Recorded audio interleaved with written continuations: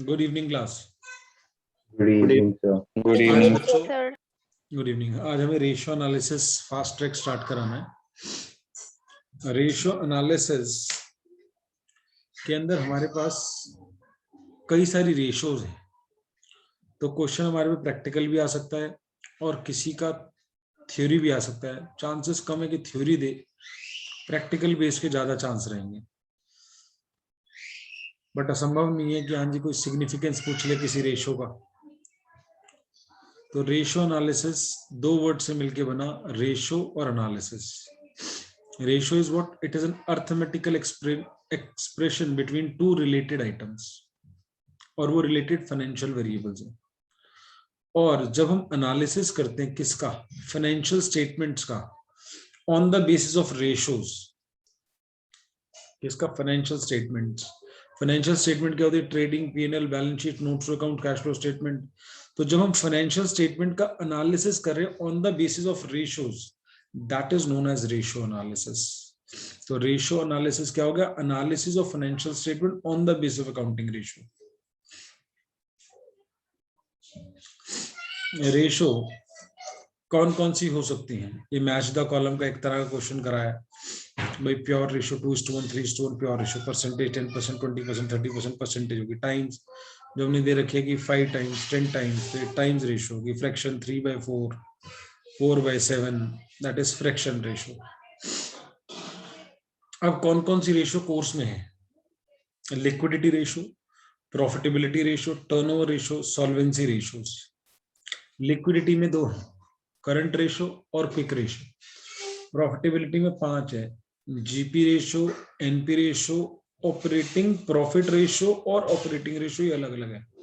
और एक ROI, return on investment कहते हैं, या रिटर्न ऑन कैपिटल एम्प्लॉयड भी इसका नाम होता है। आरओआई भी बोलते हैं, इसका नाम आरओसीई भी होता है। टर्नओवर रेशियो में debtor turnover ratio, creditor turnover ratio, inventory turnover ratio, working capital turnover ratio.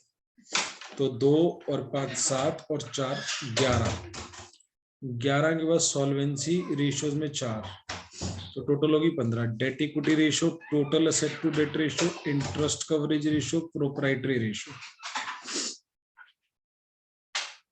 यहां तक सबको क्लियर है कि क्या क्या हमारे कोर्स में? ये 15 रेशियो हमारे कोर्स में है। इसके अलावा डेटर्स टर्नओवर रेशियो में हम एक डेट कलेक्शन रेशियो पढ़ लेते हैं, डेट कलेक्शन पीरियड निकालने वाली, कोर्स में नहीं है। ऐसी डेट पेमेंट पीरियड पढ़ लेते हैं कि डेट पेमेंट पीरियड कैसे निकलता है, but that is not in the course, क्योंकि वो इनडायरेक्टली कुछ क्वेश्चन आ जाता है, तो हमने फिर भी पढ़ा दी। क्लियर है सबको यहाँ तक? Yes sir. किसी ने अभी तक अपना डाउट पूछना तो पूछ ले यहाँ तक।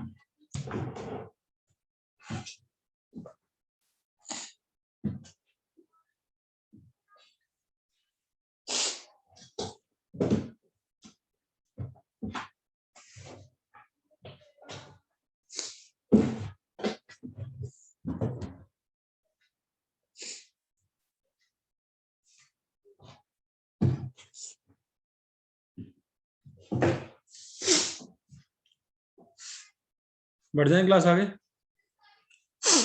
यस चलो जी आगे बढ़ रहे हैं।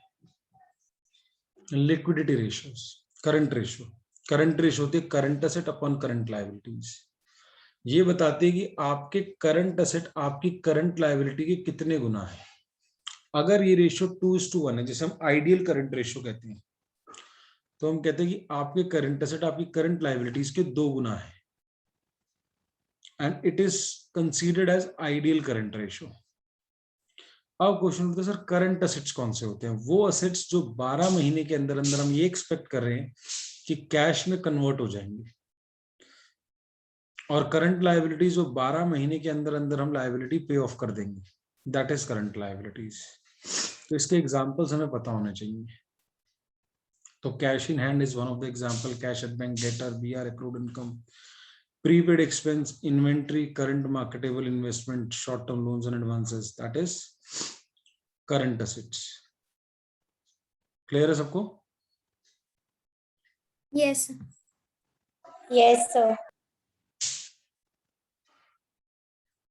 करंट लायबिलिटीज, करंट लायबिलिटीज वो जो 12 महीने के अंदर अंदर पेमेंट करनी है। इनके examples creditor, short term borrowing, bills payable, advance income, bank overdraft, cash credit, outstanding expense, short term provision etcetera etcetera. Sir और भी हो सकती है, हाँ, short term मैच्योरिटीज of long term debt, interest accrued and due, interest accrued but not due, ये भी सारी current liabilities ही जो भी 12 महीने के अंदर अंदर पे होंगी। सो और फिर वो भी लिखवा दो ना, अगर इसी में लिखना है तो लिख लो। बैलेंस शीट आपके पास बुक है, अगर आप कहते सर यहीं पे लिखवा दो, कहीं हम कल को इन्हीं को नाम को देख लें, तो interest accrued and due, interest accrued and due, interest accrued but not due, short term maturities कह लो या current maturities कह लो of long term debt। बोलो क्लास, क्लियर होती बात? Yes sir. ये भी Yes, करंट sir. लायबिलिटीज है जो भी 12 महीने के अंदर अंदर पैसे देने हैं।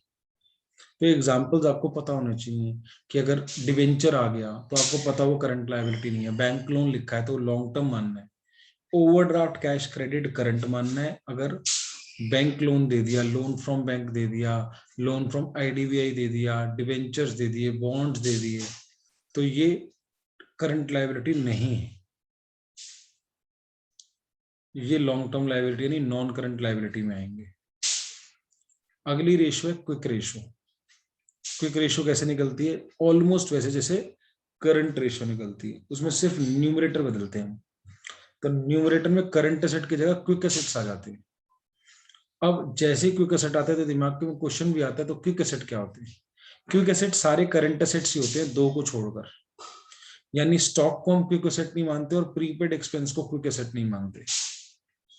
इन दोनों को छोड़कर सारे के सारे करंट एसेट क्विक एसेट होते हैं। तो यानी कि बच्चे ने कहा सर फिर करंट एसेट में से अगर ये दोनों माइनस कर दे तो क्विक आ जाएगा? यस। सर क्विक में ये दोनों प्लस कर दे तो करंट पे पहुंच जाएंगे? यस। तो आप चाहे ये रिलेशन बोल दो या ये रिलेशन बोल दो, दोनों एक ही रिलेशन है, ऊपर वाले से ही नीचे वाला डिराइव हुआ है।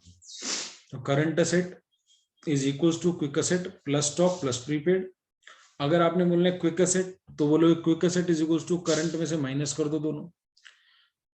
तो बड़ा भाई कौन है? बड़ा भाई करंट एसेट है क्योंकि उसमें दो चीजें एक्स्ट्रा है। छोटा भाई कौन है? क्विक एसेट है, उसमें दो चीजें कम है। बोलो क्लियर होती बात? अब तक हमने ये पढ़ लिया, क्विक रेशो, करंट रेशो और current asset equal to quick asset plus stock plus prepaid. फिर हमने 5 क्वेश्चन, क्योंकि हम ऑब्जेक्टिव टाइप इस चैप्टर में जान चुके थे, जब तक हम ये करा रहे थे सीबीएसई का नोटिफिकेशन आ चुका था, तो हमने अपने नोट्स में से ही क्वेश्चन करा दिए आपको सीधा क्वेश्चन 6 नहीं कराया था, मैंने 1 to 5 भी कराया था।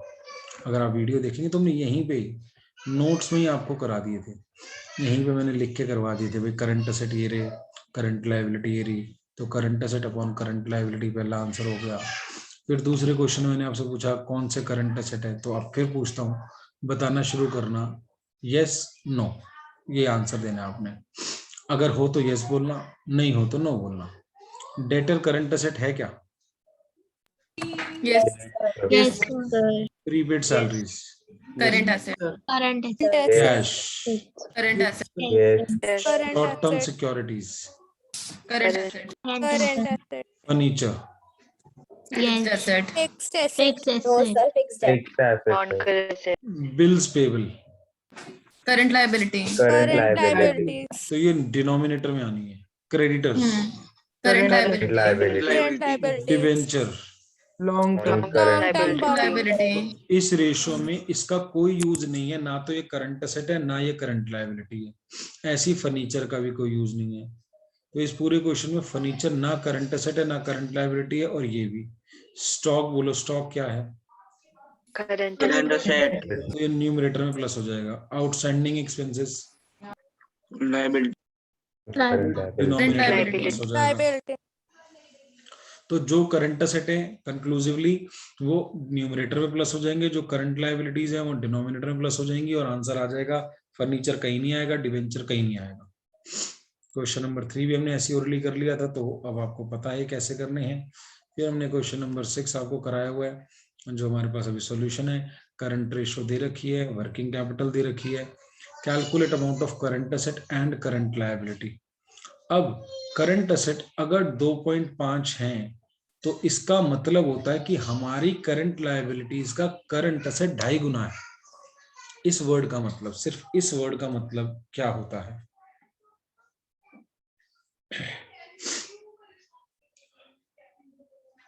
क्लियर है सबको?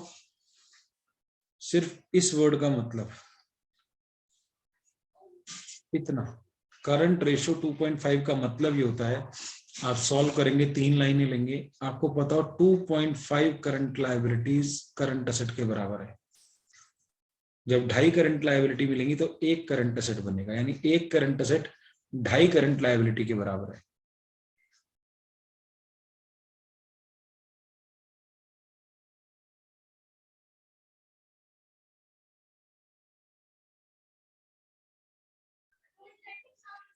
My voice is audible or not? Yes, sir. Yes, sir. नहीं, बीच में भी आवाज चली गई थी क्या? Yes, sir. Yes, sir. Yes, sir. अच्छा, ठीक है। हम क्वेश्चन नंबर कौन सा समझ रहे थे? हम क्वेश्चन नंबर 6 समझ रहे थे। तो 2.5 करंट असेट किसके बराबर होंगे बच्चों? जब ये दिए करंट रेशो 2.5, तो 2.5 current liability is equal to current asset. यानी बड़ा कौन है? Current asset. कितना बड़ा है? करंट लायबिलिटी 2.5 बनेगी तो 1 करंट असेट बनेगा। बड़े होंगे? Yes, Yes, sir. sir. और वर्किंग कैपिटल का मतलब है current assets minus current liability equal to 60,000। Current asset minus current liability किसके बराबर है? 60,000 के बराबर है। क्लियर? Yes. Yes, sir. इस वाले में अगर हम करंट असेट की जगह रिप्लेस कर दें 2.5 करंट लायबिलिटीज को, तो ये रिलेशन सॉल्व हो जाएगा 2.5 current liabilities minus current liability is equals to 60,000। तो वो हो जाएगा 2.5 में से 1 गई, 1.5 CL इक्वल टू 60,000। फिर आप CL सॉल्व कर लोगे 40। जब CL आ जाएगा तो जो आपका ये रिलेशन था इसमें वापस पुट कर दोगे CL की वैल्यू को, तो CA की वैल्यू भी आ जाएगी। तो CA is equal to 2.5 into 40,000, 1 lakh. Clear हो? सर एक बार समझा दोगे वापस? दोबारा समझे? ये इतना बड़ा सॉल्यूशन आप करेंगे तो टाइम ज्यादा लगेगा। आपको एक बात मैंने तब भी समझाई थी, अब फिर समझा रहा हूं। जब आपको दे रखा है करंट रेशियो 2.5, इसका मतलब क्या है? इसका मतलब है करंट असेट 2.5 करंट लायबिलिटी के बराबर है।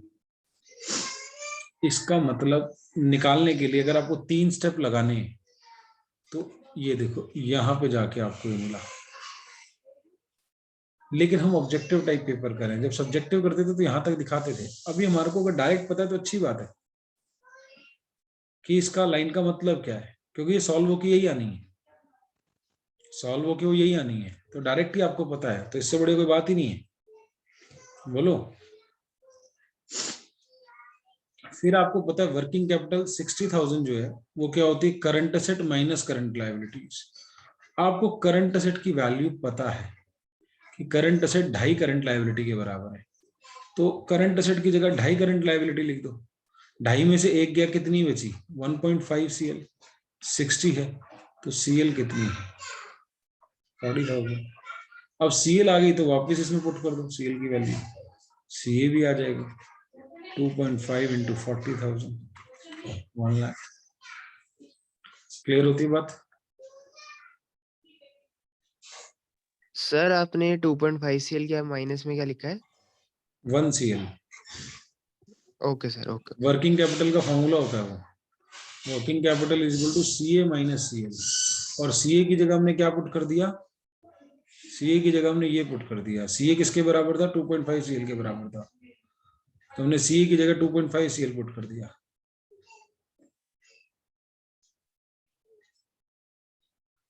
क्लियर बच्चों? Yes sir. 6 क्वेश्चन क्लियर है सबको? Yes, sir. जरा ओरली सॉल्व करना। एक क्वेश्चन दे रहा हूं, ओरली सॉल्व करना। वर्किंग कैपिटल है आपके पास 90,000 और करंट रेशियो बच्चों 3:1।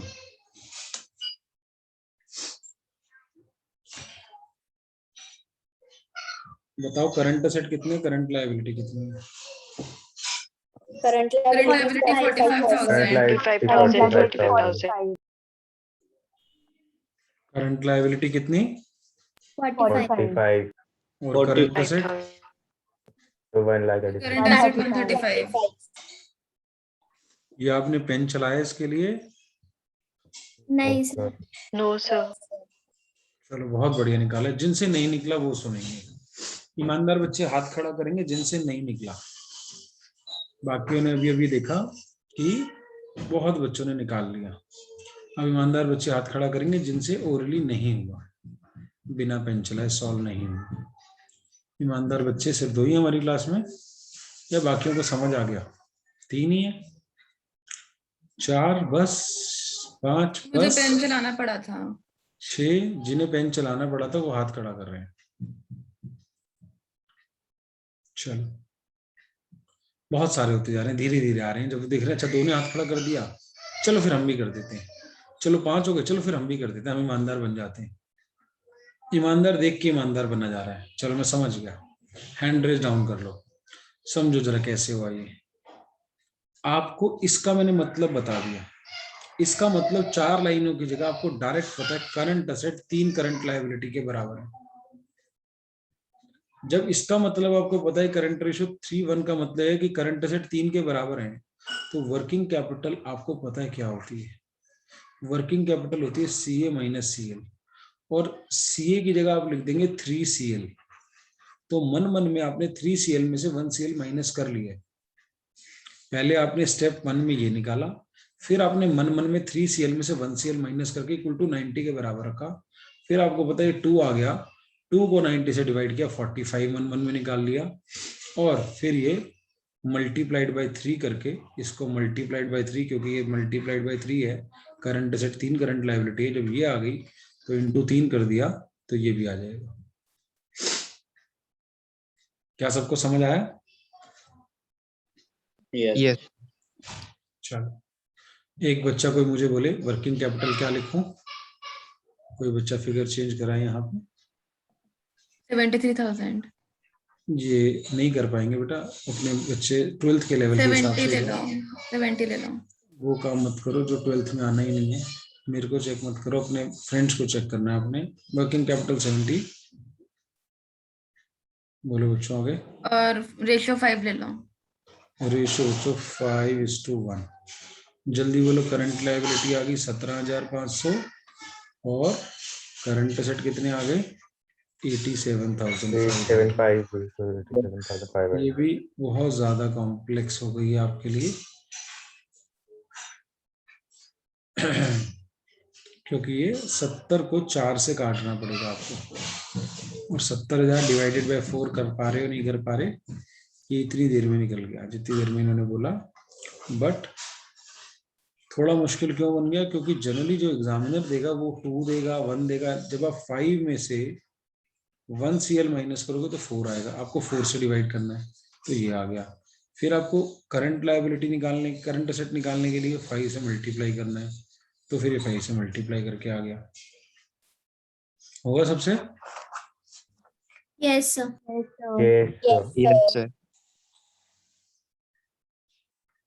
चलो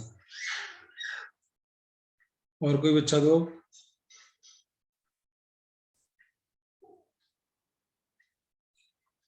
वर्किंग कैपिटल 30,000 और 3:1 ले लो। 30,000 3:1। 3 में से 1 गया 2, 2 30,000 के बराबर है, तो आंसर आ गया 15,000। और मल्टीप्लाई करेंगे 15 और 3 से 45 45 45। और अभी थोड़ी देर पहले ये क्वेश्चन 3 से 4 मिनट लेता, अभी ये 3 से 4 सेकंड में हो रहा है। लेकिन हर एक से नहीं हो रहा, वो मैं मानता हूँ कि सारे नहीं कर पा रहे होंगे इतनी स्पीडली। 3:1 का मतलब है 3 करंट लायबिलिटी के बराबर है करंट असेट, तो हमने 3 करंट लायबिलिटी में से 1 करंट लायबिलिटी माइनस करी, वो इसके बराबर है। 3 में से 1 गया 2, 2 इसके बराबर है। सर अगर ये 2.5 आ गया तो 1.5 इसके बराबर है, फिर 1.5 अगर ये है तो 20,000 हो गया, 20,000 इंटू 3 ये 60 हो जाएगा, ये 20 हो जाएगा। क्लियर है बच्चों? Yes, Yes, sir. sir. जिससे नहीं हो रहा वो बोलेगा कि सर मेरे से अभी भी नहीं हो रहा। कोई ऐसा बच्चा हो जो कहे कि अभी भी सर नहीं हो रहा, थोड़ा और अच्छे से पढ़ाओ सर, बेकार पढ़ा रहे हो। मजा आ रहा है सबको? Yes, sir. Yes. Yes, sir. Yes, sir. आगे बढ़ते हैं फिर। अगला क्वेश्चन है 7 क्वेश्चन नोट्स अगर है तो ठीक है, नहीं तो सामने मैंने लगा दिए। 7 में क्या है, करंट रेशो 3.5 है, क्विक रेशो 2 है और स्टॉक दे रखा है। तो बच्चों करंट रेशो से क्या निकल जाएगा, 3.5 CL CA, और इससे निकल जाएगा कि जो क्विक असेट्स है वो 2 CL है। इसका मतलब है क्विक असेट 2 CL है और करंट असेट 3.5 CL है, और इन दोनों का डिफरेंस स्टॉक और प्रीपेड होता है। इन दोनों का डिफरेंस, करंट असेट्स और क्विक असेट का डिफरेंस स्टॉक एंड प्रीपेड होता है। प्रीपेड है नहीं तो वो 0 हो गया, यानी इन दोनों का डिफरेंस स्टॉक है। तो 3.5 माइनस 2 1.5 स्टॉक है। अगर 1.5 करंट लायबिलिटी स्टॉक है तो एक करंट लायबिलिटी 16,000 होगी। एक करंट लायबिलिटी 16,000 है तो 3.5 से मल्टीप्लाई कर दो, 56,000 करंट असेट हो गए और क्विक असेट हो गए 32,000 के। बोलो क्या बातें समझ आ रही है? Yes, sir. Yes, sir. देखो इस वाले क्वेश्चन का सॉल्यूशन कितना बड़ा होता है जो हमने ऑलरेडी किया है, इसके सॉल्यूशन बहुत बड़ा बनता है। पहले आप एक इक्वेशन निकालते हो, करंट असेट 3.5 करंट लायबिलिटी है, फिर आप दूसरी इक्वेशन निकालते हो क्योंकि असेट 2 करंट लायबिलिटी है, जो हमें ऑलरेडी पता है विद इन सेकेंड्स। फिर हम फॉर्मूला लगाते हैं करंट असेट किसके बराबर है, quick plus stock plus prepaid. ये नहीं है तो 0 मान लो, ये गिवन है 24,000। तो करंट असेट और क्विक असेट CL की फॉर्म में लिख दो, तो इसकी जगह CL लिख दिया, इसकी जगह ये वाला लिख दिया जो वैल्यू थी यहां से जो आई थी। तो करंट असेट की जगह CL वाली वैल्यू लिख दी, क्विक असेट 2 CL के बराबर है वो लिख दिया, ये इधर जाके माइनस होगा तो 1.5 CL 24,000 है। हम सीधा ये निकालते हैं, 1 सेकंड के अंदर हम यहाँ पहुंचते हैं, यहाँ लैंड करते हैं हम सीधा। जब हम शॉर्टकट लगा रहे होते हैं तो हम सीधा यहाँ लैंड करते हैं 1 सेकंड के अंदर, कुछ भी नहीं करते, मन मन में सॉल्व हो जाता है। कैसे, दोबारा देखें, हमारे को 3.5 करंट रेशो दे रखी थी और 2 की क्विक रेशो दे रखी थी। इसका मतलब तुम्हें अभी अभी 4 बारी बताया कि इसका मतलब है 3.5 CL करंट असेट्स है, और अब बता दिया क्विक रेशो 2 का मतलब 2 करंट लायबिलिटी क्विक असेट्स है, और इसका डिफरेंस स्टॉक एंड प्रीपेड होता है। तो 3.5 में से 2 गया, 1.5 CL स्टॉक प्लस प्रीपेड है, प्रीपेड है नहीं 0 मान लिया तो यानी स्टॉक है, CL सॉल्व हो जाएगी। बोलो कितनों को समझ आया? आ गया सर। सर, आ गया आगे sir. आगे सर। एक बार क्वेश्चन करते हैं इस पे। एक बार मैंने बहुत सारी प्रैक्टिस कराई थी, अगर आपको ओरिजिनल वीडियोस याद हैं, बहुत टाइम लगाया था इस पे। तो मान लेते हैं करंट रेशो 4:1 है, क्विक रेशो 2:1 है, और स्टॉक 1,20,000 है। बोलो बच्चों करंट लायबिलिटी कितने? 60,000। 60,000 इसका करेक्ट आंसर 60,000. करंट असेट्स बोलो। 2,40,000 करेक्ट आंसर। क्विक असेट्स बोलो। 120। 20. जिससे नहीं हुआ हैंड रेज कर दे बिना पेन चलाए। जिससे नहीं हुआ बिना पेन चलाए हैंड रेज कर दे।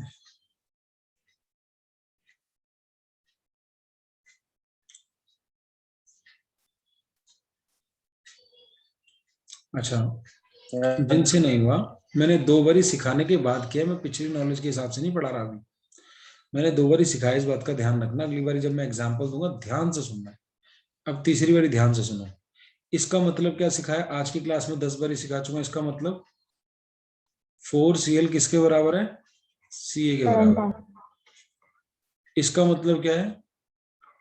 2Cl क्विक एसिड के बराबर है। और इन दोनों का डिफरेंस स्टॉक है, तो यानी 4Cl माइनस 2Cl, 4 में से 2 गए, 2Cl ये है, तो 1Cl क्या होगा? 2 से डिवाइड कर दो, ये आ गया 120 डिवाइड बाई 2,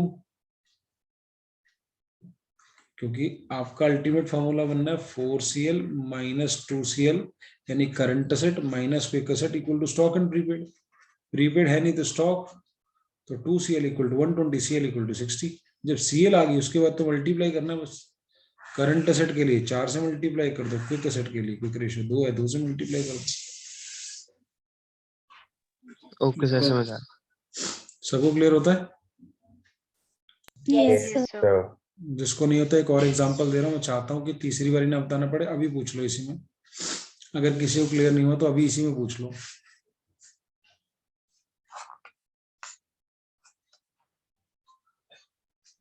सर बता दो।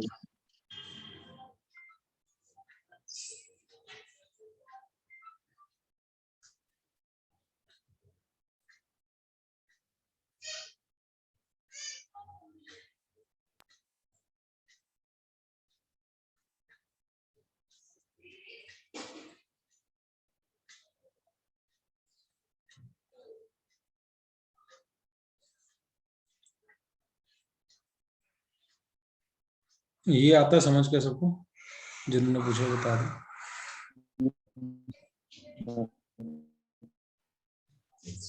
बस यही कराया मैंने तो, और फॉर्मूला लगाया। दूसरा ये वाला स्टेप लगाया, current asset current liability cross multiply कराया, ये पता होता है ऐसे आएगा, ये आ जाएगा।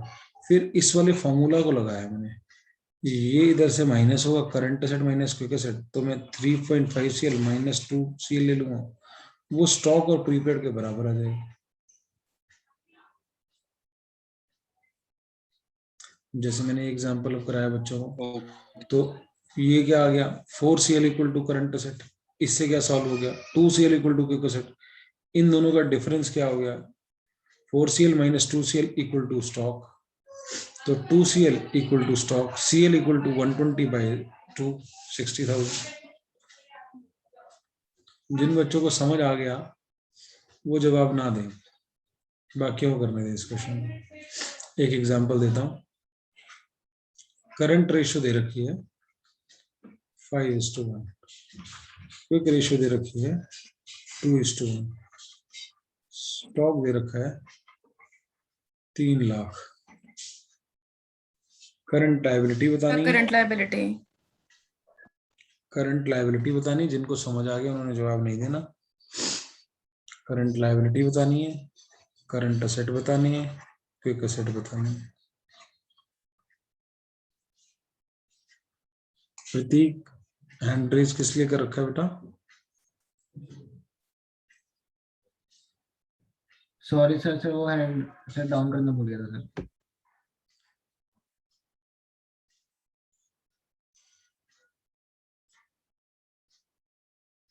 अभी कर लो।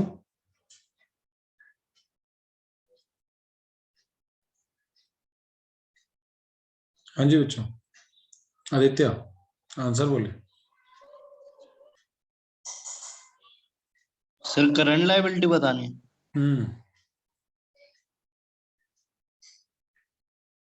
सर 1.5 लाख। सर मैं बताऊं? हाँ जी बोले। सर 10,000 है ये करंट लायबिलिटी। 3 लाख है, 30,000 नहीं बेटा, 3 लाख है।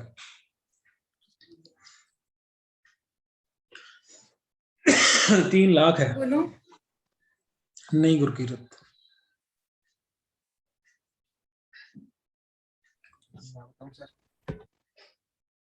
जिसको बहुत अच्छे समझ आ गया प्लीज ना बोलो। हाँ वरदान, 10,000 कैसे? सर वो सॉरी मैंने 30,000 ले लिया था। 1 लाख ही आएगी।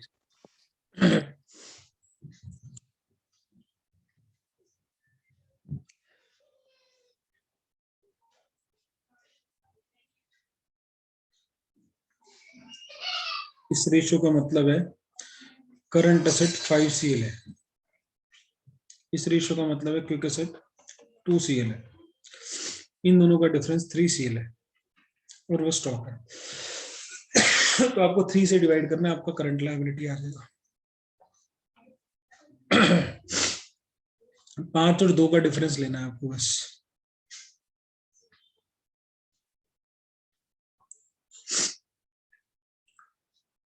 नहीं तो लंबा मेथड तो आपके पास है ही, ये तो आपके पास है ही। अगर आपसे नहीं हो रहा एग्जाम में तो फिर सॉल्व करें, एक क्वेश्चन दूसरी तीसरी पुट करें, सॉल्व कर दें, ऐसे कर लें।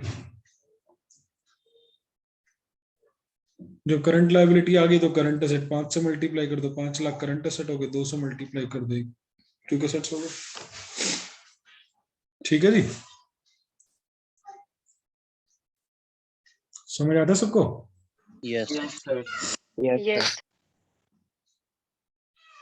लेकिन एक मेन चीज ये है कि आप कितने टाइम तक इसको समझ के रख सकते हो। अगर 4 घंटे बाद ये फिर उड़ने वाला है तो फिर आप वीडियो वो वाली ही देख लें, मेरा आप बेकार में टाइम खराब करा रहे हैं। ये सब कुछ समझाया मैंने, कोई नई चीज नहीं है इस चैप्टर में। यानी पुराने में तो थी काम की, लेकिन अगर आप रेशो की वीडियो उठा के देखें, सब कुछ डिटेल में समझाया हुआ है। अगर आपको लगता है फिर भूल जाऊंगा तो फिर बेकार हो जाएगा, भूलना नहीं है इन चीजों को।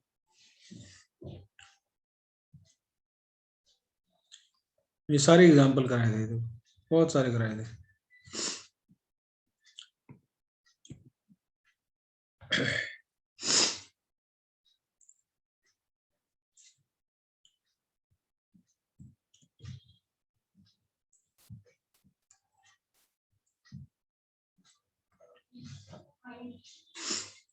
अगली चीज है बैलेंस शीट, आपको दिखाई दे रही है। बैलेंस शीट में आपने इस बैलेंस शीट से हर चीज सॉल्व हो जाती है अगर आपको बैलेंस शीट को यूज करना आता है तो। अब बैलेंस शीट में share holder fund, non current, current, ये 3 दे रखे होंगे, ये दे ही नहीं रखा होगा, काटा मारा हुआ इसमें मैंने। असेट में नॉन करंट असेट्स यानी ये फिक्स असेट्स माने जाएंगे, और ये करंट असेट्स। क्या होगा इधर देखे जरा सामने, इन दोनों के टोटल को, पहला और दूसरा, is known as capital employed. इन दोनों के टोटल को बोलते हैं टोटल डेट। तो टोटल डेट में से अगर ये माइनस कर दे तो ये आ जाएगा, टोटल डेट में से अगर ये माइनस कर दें तो एनसीएल आ जाएगा। तो बहुत सारी चीजें आपकी सॉल्व हो जाती है। तो जैसे कैपिटल एम्प्लॉयड है, कैपिटल एम्प्लॉयड ये दोनों का टोटल होता है, लेकिन देखो कितने तरीके से निकल जाएगा। अगर मैं 60 में से इस 10 को माइनस कर दूं तो भी तो यही आएगा।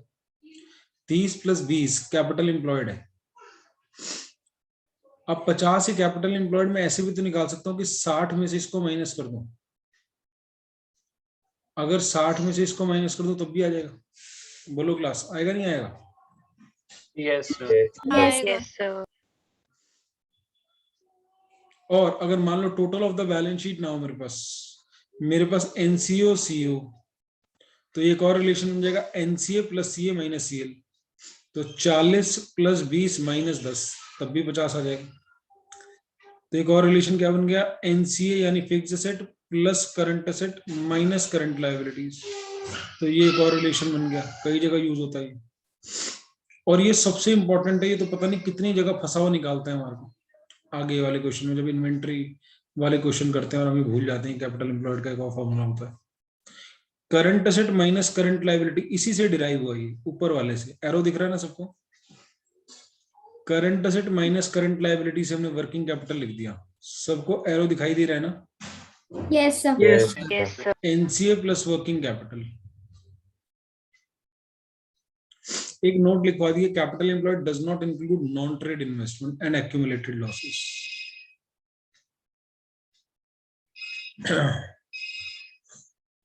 और अगर लायबिलिटी साइड से निकाल रहे हो तो इनको डिडक्ट कर दोगे, असेट साइड से कर रहे हो तो लोगे ही नहीं, असेट साइड से इनको कंसीडर ही नहीं करोगे आप, नॉन ट्रेड को, एक्यूमुलेटेड लॉसेस को, लायबिलिटी साइड से निकाल रहे हो तो माइनस कर देना। ये हमने नोट लिखवा दिया। तो इस सबसे इंपॉर्टेंट पेज है सर। हाँ जी, तो लास्ट वाली लाइन में मैंने समझी नहीं क्या है। Capital employed does not include non trade investment. अगर असेट साइड में आपको दे दे इन्वेस्टमेंट है ब्रैकेट में नॉन ट्रेड, तो आप कैपिटल एम्प्लॉयड जब निकालोगे NCA plus CA minus CL करते हो, तो उस एनसीए में उस नॉन ट्रेड को लेना मत। ओके अगर कोई नॉन ट्रेड है या अगर कोई लॉसेस दे रखे हैं तो वो मत लेना। अब अगर मान लो आप कहते हो सर मैं वहां से कैलकुलेट ही नहीं कर रहा, मैं तो लायबिलिटी साइड से कैलकुलेट कर रहा हूँ, दिस प्लस दिस कर रहा हूँ। अगर आप दिस प्लस दिस कर रहे हो और असेट साइड में नॉन ट्रेड इन्वेस्टमेंट बैठी है, तो 30 प्लस 20 माइनस मान लो 5 लाख की है तो 5 लाख माइनस कर देना, लॉस है तो लॉस भी माइनस कर देना। लायबिलिटी साइड से निकाल रहे हो तो माइनस करना है, असेट साइड से निकाल रहे हो तो लेना मत। यानी मान लो यहाँ पे अगर 5 लाख की नॉन ट्रेड इन्वेस्टमेंट होती इसी एग्जांपल में यहाँ पे नॉन ट्रेड इन्वेस्टमेंट 5 लाख की होती, तो हम यहाँ पे एनसीओ को 35 लाख लेते, 40 ना लेते। 35 प्लस 20 माइनस 10 कितना होता बच्चों? 35 प्लस 20 माइनस 10 45। और अगर लायबिलिटी साइड से निकालते तो 30 प्लस 20 माइनस कर देते इसको। तो ये लाइन लिखी है, these will be deducted if capital employed is calculated from the liability side। तो अगर नॉन ट्रेड है तो फिर उसमें माइनस कर देना, तो 30 प्लस 20 माइनस 5 45 आ गई। असेट साइड से निकाल रहे हो तो इसको लेना ही मत, तो 35 प्लस 20 माइनस 10 तब भी 45। क्लियर है सबको? Yes sir. Yes, sir. Yes, sir.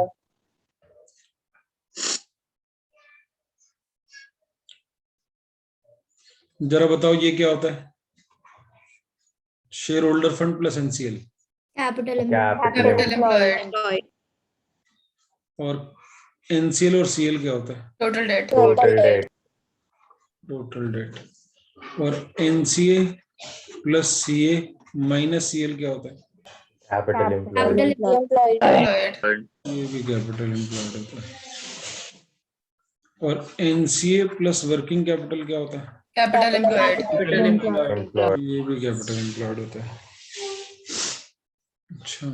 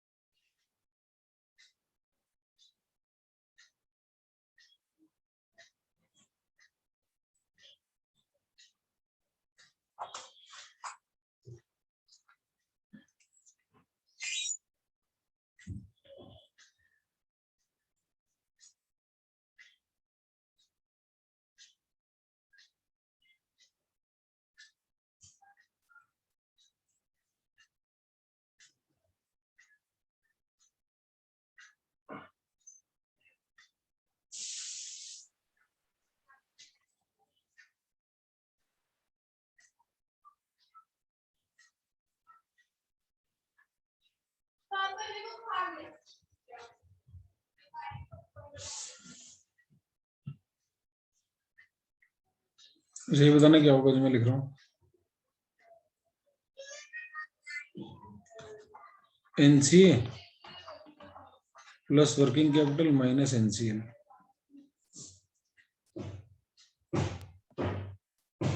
Equity. shareholders fund, shareholders, fund. ठीक है, दोनों आंसर। इक्विटी उसका दूसरा नाम है। शेयर होल्डर को इक्विटी या नेटवर्थ भी कह देते हैं, वैसे इक्विटी जनरली कम यूज करते हैं। Net worth, share holder fund, proprietor fund, owner's fund. Equity बोला इसलिए ठीक कर दिया, अगर इक्विटी शेयर होल्डर फंड बोल देते तो गलत कहा था। इक्विटी वर्ड पे रुक गए इसलिए ठीक कर दिया। तो एनसीए प्लस वर्किंग कैपिटल क्या होता है? अगर किसी को नहीं समझ आया, ये कैपिटल एम्प्लॉयड होता था और कैपिटल एम्प्लॉयड क्या होता था? ये दोनों होता था। तो अगर उसमें से ये हटा दूंगा तो क्या बचेगा? ये बचेगा। चलो बैलेंस शीट से रेशियो डिराइव करनी आ गई आपको। ये देखो ये लिखा हो टोटल डेट क्या है एनसीएल प्लस सीएल। एनसीएल क्या है total debt minus CL. CL क्या है total debt minus NCL. Total debt total of the balance sheet minus share holder fund. सारे समझ आ रहे हैं? Yes. Yes, sir.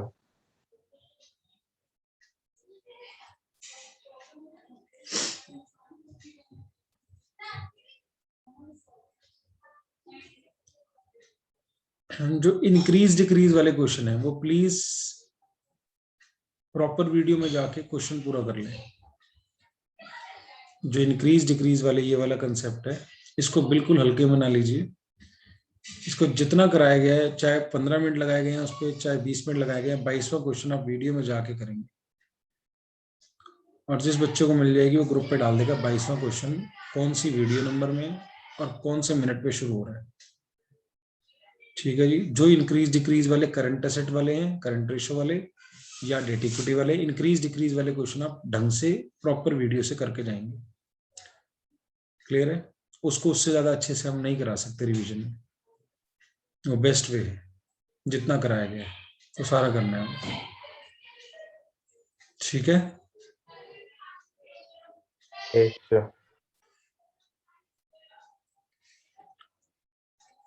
आज मैं क्लास यहीं पे ये फास्ट ट्रैक वाली रोक रहा हूँ। इसको हम कंटिन्यू करेंगे कल वाली क्लास में।